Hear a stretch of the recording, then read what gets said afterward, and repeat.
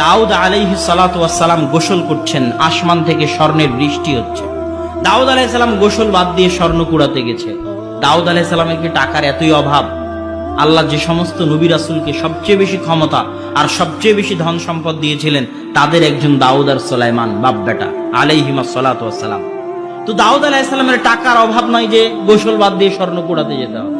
দাউদ আলাইহিস সালাম কেন গেলেন?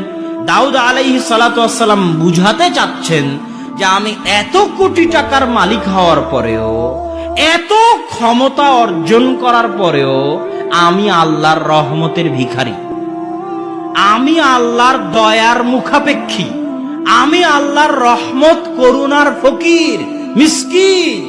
কোটি টাকার মালিক হওয়ার পরেও, শত বিঘা সম্পত্তির মালিক হওয়ার পরেও, পৃথিবীর সকল ক্ষমতার মালিক হওয়ার পরেও আমি আল্লাহর দয়ার ভিখারি, আল্লাহর রহমতের ভিখারি।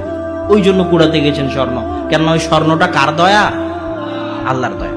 তাহলে একটা রিক্সাওয়ালাকে আমি বললাম পালাখাল যাব, ও পায়ের উপর পা তুলে বলে যে আমি যাব না, আমার যা ইনকাম করাটা হয়ে গেছে, আজ বাড়ি চলে যাব।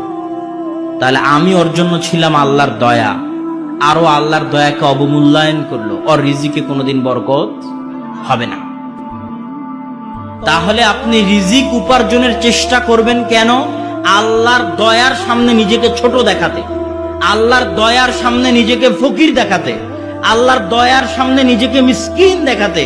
আপনি টাকা উপার্জনের জন্য বের হবেন হালাল উপায়ে, 100 তলা বিল্ডিং তৈরি করবেন হালাল উপায়ে, 100 বিঘা জমি ক্রয় করে বলবেন এই 100 তলা বিল্ডিং বানানোর ক্ষমতা আমার ছিল না, যদি আল্লাহ না দিত। এটা আল্লাহর দয়া, এটাই আল্লাহ চায়।